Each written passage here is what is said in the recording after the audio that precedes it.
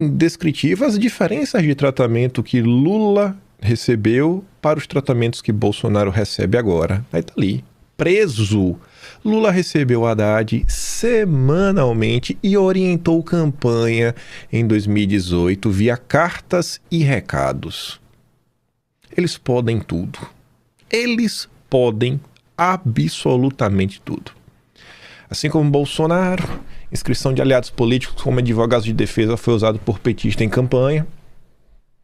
Dom Pedro III terminou restrições a ex-presidente após afirmar que ele instigava seguidores e tentava coagir autoridades.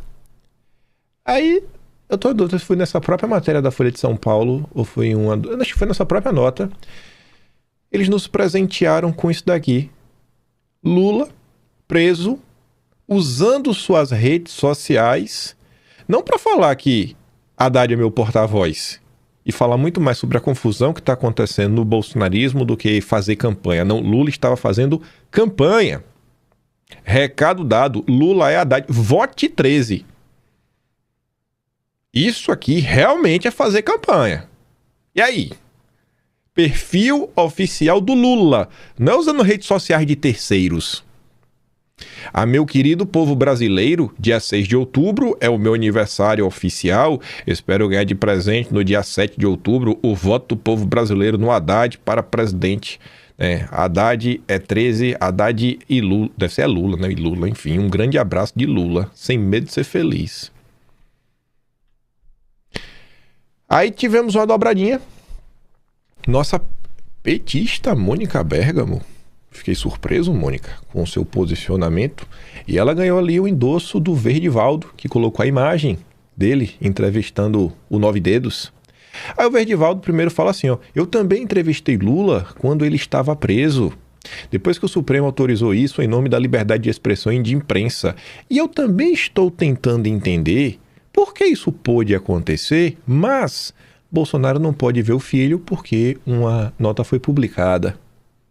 O André Aranda coloca ali um recorte da Bergamo dizendo, né? Bergamo afirma que entrevistou Lula quando ele estava preso, após autorização do Supremo à época, e questiona qual a dificuldade de Bolsonaro poder falar. Ele não pode divulgar uma carta dizendo, meu filho é meu porta-voz, completamente diferente da carta do Lula pedindo votos para o Haddad usando sua rede social. Escute a nossa petista Mônica Bergamo.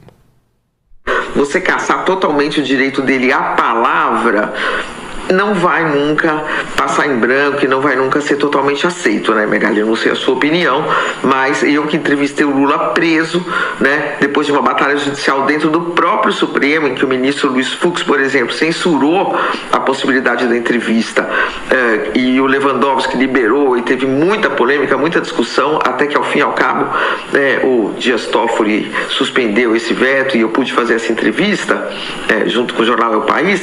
Quer dizer, isso, eu olho isso, eu vejo isso de uma forma estranha, porque qual a dificuldade do Bolsonaro poder falar? Se ele não está atacando o Supremo, se ele não está atacando as instituições, ele não pode mandar uma carta, né, divulgar uma carta falando meu filho é meu porta-voz.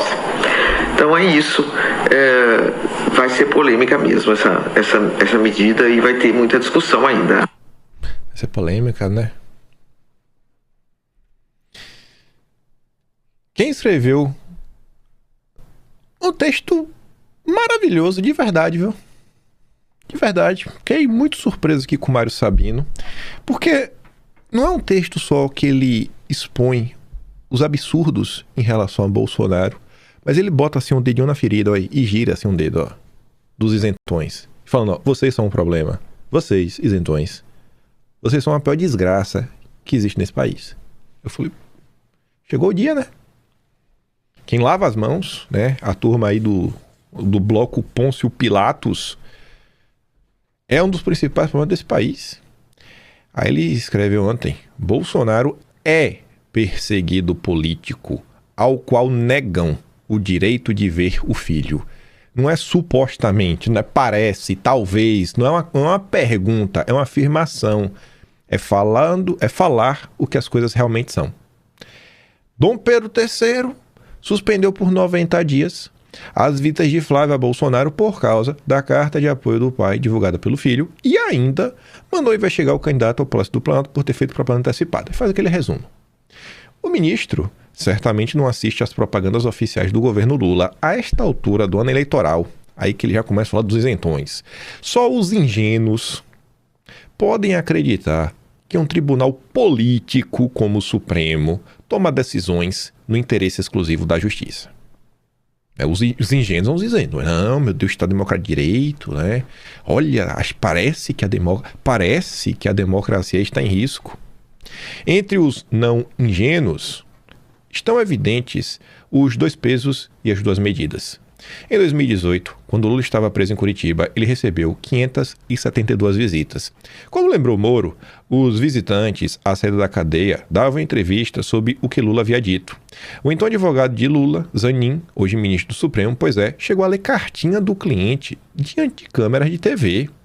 Se Deus escreve certo por linhas tortas, as nossas divindades supremas do Monte Olimpo do Supremo Tribunal Federal escrevem errado por linhas certas.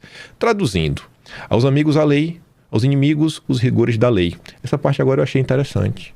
Ou na versão do italiano Giovanni Giolitti, aos amigos a letra da lei, aos inimigos a interpretação da lei, que é o que acontece no Brasil.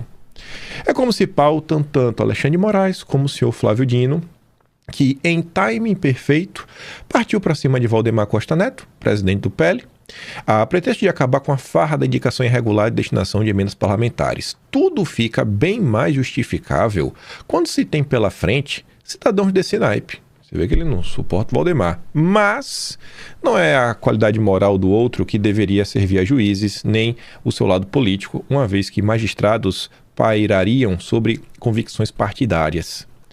Não é assim que ocorre no Brasil desde há muito tempo. E só os ingênuos, os isentões, repetindo, não enxergam a conveniência na aplicação dos rigores da lei neste período que antecede a batalha pela presidência da República, pela totalidade da Câmara dos Deputados e por 2/3 do Senado, onde serão jogados os destinos de ministros do Supremo. Ao impedir que Flávio visite o pai até o intervalo que separam o primeiro do segundo turno, Moraes praticamente retira Bolsonaro das articulações eleitorais. Lula, no entanto, pôde fazê-lo há 8 anos.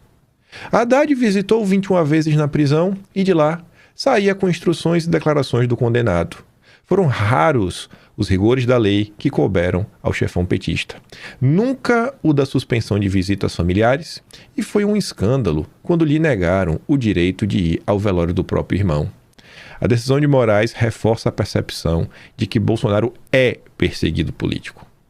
Não um suposto, ele é um preso, um perseguido político. A quem é negado até mesmo o direito de ver um filho que é formalmente um de seus advogados, e não está inteiramente descartado que ele seja suspensa também a prisão domiciliar por saúde precária. E essa linha, para mim, é a melhor linha de todo o texto. Os ingênuos no Brasil são aqueles que não querem ver, são os piores. É o Caiado, é a turminha do Novo, é a turminha do MBL, são os petistas, não, porque os petistas estão celebrando.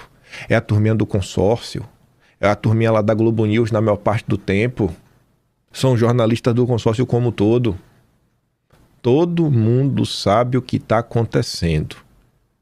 E, para manterem seus empregos, terem espaço na imprensa, relativizam toda a tortura que Bolsonaro sofre.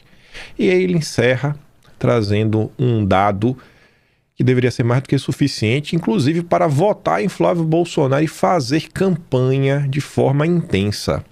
Faz 7 meses que o país foi informado do contrato de 129 milhões do escritório da mulher do ministro com o Banco Master. E ninguém está nem aí, né? Os ingênuos não estão nem aí para isso.